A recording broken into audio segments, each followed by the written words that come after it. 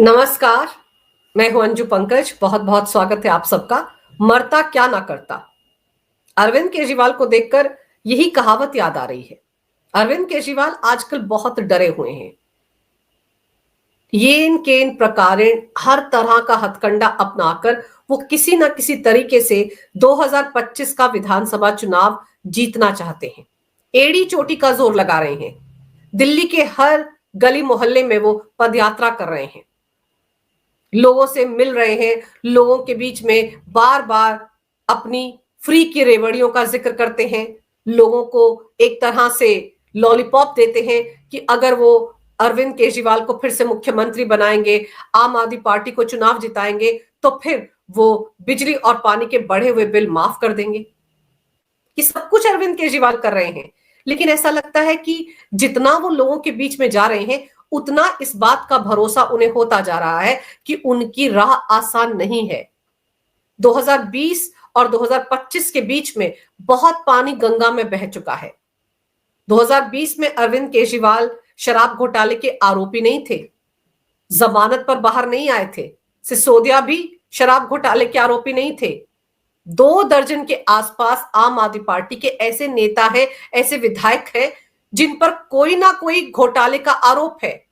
किसी पर गुंडागर्दी का आरोप है, किसी पर टैंकर माफिया का आरोप है, किसी को आत्महत्या के लिए उकसाने का आरोप है। और फिर नरेश बालियान को देख लीजिए, गैंगस्टर कपिल सांगवान से फोन पर बात कर रहा था, रंगदारी मांगने का आरोप है, वसूली करने का आरोप है। और नरेश यादव मेहरौली से आम आदमी पार्टी के विधायक, मलेरकोटला की एक अदालत ने नरेश यादव को 2 साल की सजा सुनाई है।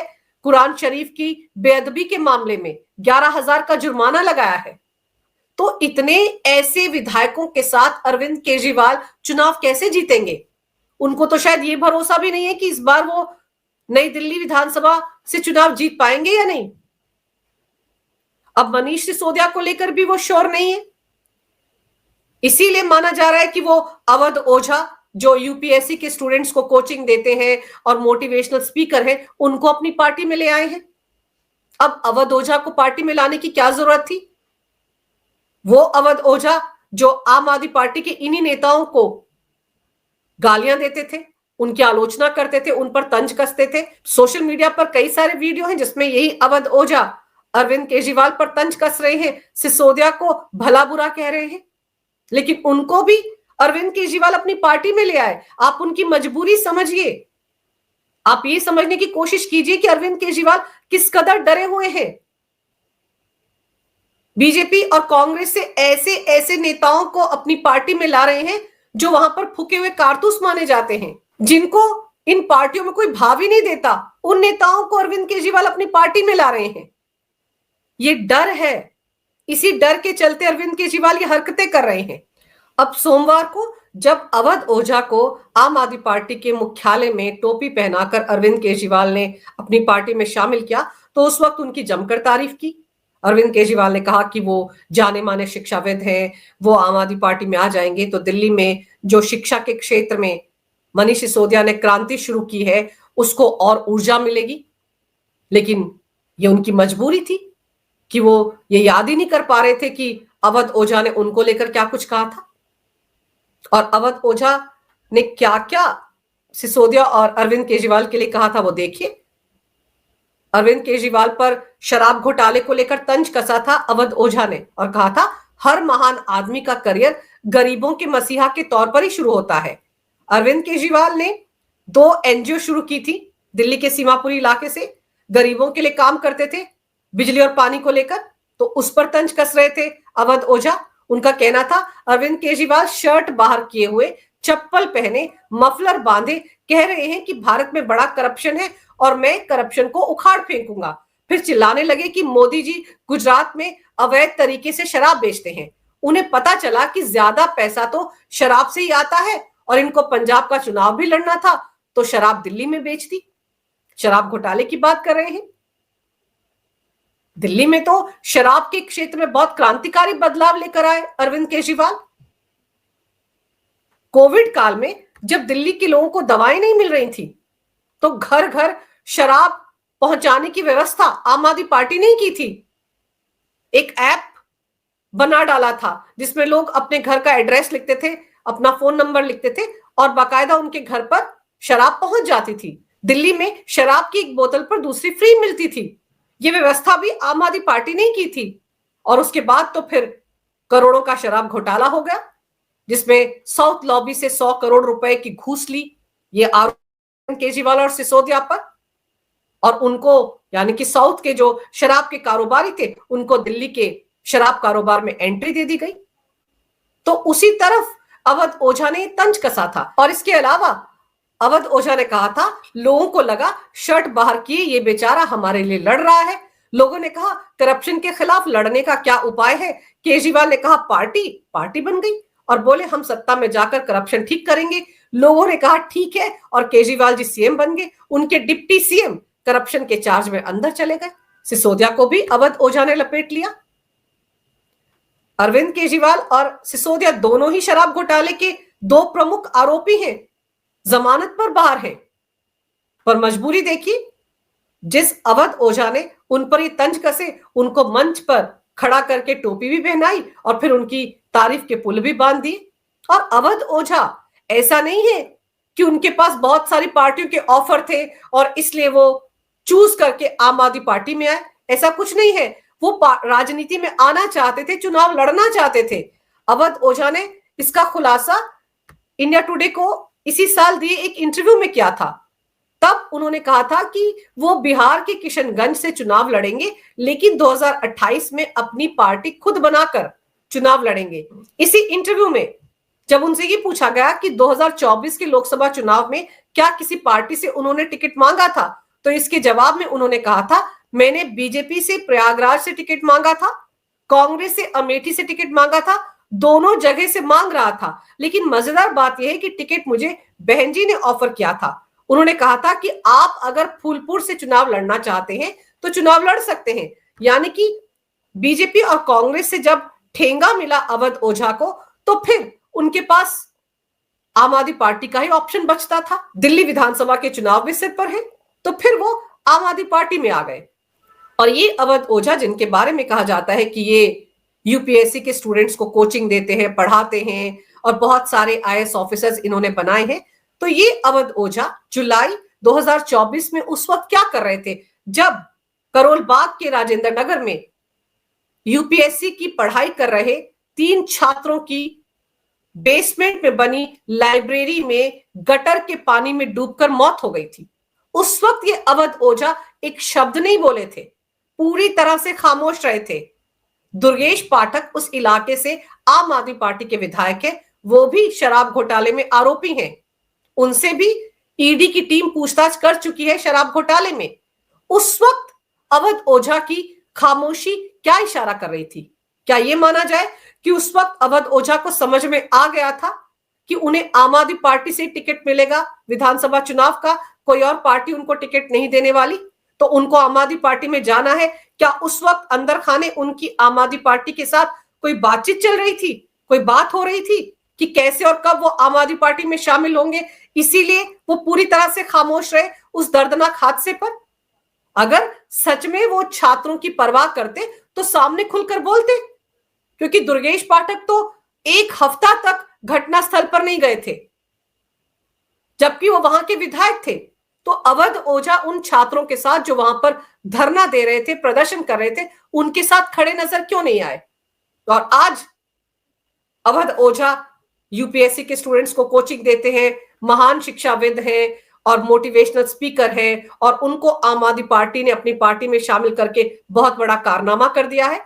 अवध ओझा को लेकर कई स्टूडेंट्स के कई तरह के बयान इस वक्त सोशल मीडिया पर चल रहे हैं। कुछ छात्राएं तो यहां तक कहती हैं कि वो क्लासेस में अश्लील बातें करते हैं। कुछ ने तो यहां तक कहा कि वो बड़े अजीबोगरीब कपड़े पहनकर क्लास में आ जाते हैं, अश्लील लगते हैं। तो ये सारी बातें अवध ओझा के लिए कही जा रही हैं। तो ऐसे में आप सोचिए अरविंद केजरीवाल की मजबूरी, किस डर में वो जी रहे हैं, और उस डर की वजह से उनको ऐसे अवध ओझा को अपनी पार्टी में लाना पड़ रहा है जो उनका मजाक उड़ाते थे।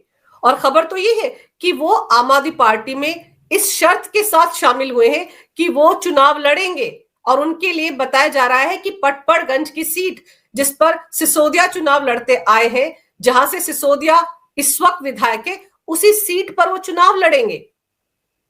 तो फिर सिसोदिया कहां जाएंगे? कहा यह जा रहा है कि आम आदमी पार्टी में सबको पता है कि सिसोदिया को लेकर पटपड़गंज में लोगों के बीच बहुत नाराजगी है और ऐसे में सिसोदिया को किसी मुस्लिम बहुल इलाके में शिफ्ट किया जा रहा है, वो वहां से चुनाव लड़ेंगे। तो पटपड़गंज से अरविंद केजरीवाल अवध ओझा को मैदान में उतारने की तैयारी कर चुके हैं, इसीलिए उनको पार्टी में शामिल किया गया है।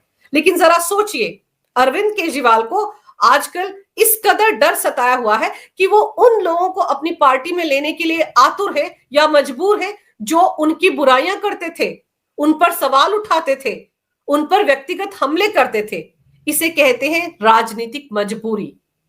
इससे पता चलता है कि अरविंद केजरीवाल जो पूरी दिल्ली में आजकल पदयात्रा कर रहे हैं, उससे उनको इस बात का एहसास हो रहा है कि लोगों के अंदर आम आदमी पार्टी के नेताओं के प्रति गुस्सा है। जो घोटाले के आरोप अरविंद केजरीवाल पर है, सिसोदिया पर है, संजय सिंह पर है, सत्येंद्र जैन पर है, नरेश बालियान पर है, नरेश यादव पर है, एक लंबी चौड़ी फेरिस्त है आम आदमी पार्टी के नेताओं की, किस किस घोटाले में वो शामिल रहे हैं। तो उसका खामियाजा आम आदमी पार्टी को भुगतना पड़ेगा। शायद इसका एहसास अरविंद केजरीवाल को हो गया है।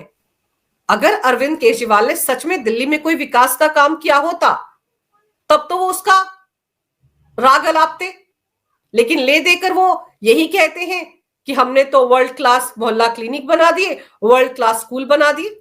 लेकिन दिल्ली हाई कोर्ट में ही वर्ल्ड क्लास मोहल्ला क्लिनिक्स की भी पोल पट्टी खुल गई और स्कूलों की भी पोल पट्टी खुल गई। तो सच्चाई क्या है ये तो दिल्ली की जनता जानती है। ऐसा तो नहीं होता कि आदमी एक झूठ को 100 बार बोले तो वो झूठ सच हो जाता है। कहीं ना कहीं कभी ना कभी उस झूठ की पोल पट्टी खुल जाती है। तो दिल्ली की जनता सब समझती है और अरविंद केजरीवाल को भी समझ में आ गया है, इसीलिए वो बाहर के नेताओं को अपनी पार्टी में लाने में लगे हुए हैं और उन चेहरों को अपनी पार्टी में ला रहे हैं जो बहुत पॉपुलर हैं। और फिर आम आदमी पार्टी के मौजूदा विधायकों के अंदर तो वैसे भी खलबली मची हुई है, क्योंकि अरविंद केजरीवाल ने कहा था कि वो हर सीट पर एक सर्वे करवाएंगे, पता लगाएंगे कि उनके विधायक ने उस इलाके में कितना काम किया, उसके बाद वो किसको टिकट देना है इस बारे में फैसला लेंगे। ऐसे में अरविंद केजरीवाल पर यह आरोप लगने भी शुरू हो गए हैं कि उन्होंने दिल्ली विधानसभा चुनाव के लिए टिकटें बेचना शुरू कर दिया है। और ये आरोप कोई और नहीं लगा रहा है, आम आदमी पार्टी की राज्यसभा सांसद स्वाति मालीवाल ने यह आरोप लगाया है। उन्होंने बाकायदा ट्वीट किया था कि सुनने में आया है कि टिकट के बदले कई किलोग्राम घी के डब्बे मांगे जा रहे हैं। अब ये घी के डब्बे क्या हैं? और यहां घी के डब्बे से मतलब है करोड़ों का लेन देन। और घी के डब्बे ये जो कोड वर्ड है, इसका इस्तेमाल शराब घोटाले में शामिल लोग करते थे। मनीष सिसोदिया हो, विजय नायर हो या अरविंद केजरीवाल हो या साउथ लॉबी के लोग हो, वो आपस में पैसे के लेन देन को लेकर घी के डब्बे ही कहा करते थे। तो उस तरफ तंज कसते हुए स्वाति मालीवाल ने यह कहा है कि दिल्ली विधानसभा चुनाव में सुना है अरविंद केजरीवाल टिकट बेच रहे हैं और जो टिकट लेना चाहते हैं उनसे कई किलोग्राम घी के डब्बे मांगे जा रहे हैं। और पिछले विधानसभा चुनाव के दौरान भी अरविंद केजरीवाल पर यह आरोप लगा था कि बहुत सारी सीटों पर उन्होंने अपने मौजूदा विधायकों को हटा दिया था, किसी और को टिकट दिया था और जिनको टिकट दिया था उनसे करोड़ों वसूले गए थे। तो ऐसे में आम आदमी पार्टी के अंदर जो विधायक है, सिटिंग विधायक है, वो बहुत डरे हुए हैं, उनमें बहुत अफरा तफरी है। 30 से 35 ऐसे विधायक हैं जो कभी भी पाला बदलकर किसी और पार्टी का दामन थाम सकते हैं, क्योंकि उनको पता है कि इस बार अरविंद केजरीवाल उनको टिकट नहीं देंगे। और फिर जिस तरह से 6 बाहरी लोगों को अरविंद केजरीवाल ने टिकट दिया, अब अवध ओझा को वो पार्टी में ले आए हैं जिनके लिए पटपड़गंज की सीट कहा जा रहा है कि पहले ही तय कर ली गई है। तो ऐसे में आने वाले दिनों में अरविंद केजरीवाल अपनी पार्टी में और भी बहुत सारे बाहरी नेताओं को लाने वाले हैं। अगर वो बाहरी नेताओं को पार्टी में लाएंगे और टिकट की डील के साथ लाएंगे तो फिर आम आदमी पार्टी के अपने कार्यकर्ता, अपने नेता, अपने मौजूदा विधायक कहां जाएंगे? जब इंसान को अपने आप पर भरोसा नहीं होता, अपने आसपास के अपने साथियों पर भरोसा नहीं होता, तब इंसान यही सब कुछ करता है जो अरविंद केजरीवाल इस वक्त कर रहे हैं। अगर आपको ये वीडियो अच्छा लगे तो कृपया इसे लाइक करें, शेयर करें। अगर आप पहली बार मेरे चैनल पर आए हैं तो कृपया मेरे चैनल को सब्सक्राइब करना ना भूलें। मेरे चैनल को अपना पूरा समर्थन दें। ये वीडियो देखने के लिए बहुत बहुत धन्यवाद। नमस्कार। भारत माता की जय हो। वंदे मातरम और जय श्री राम।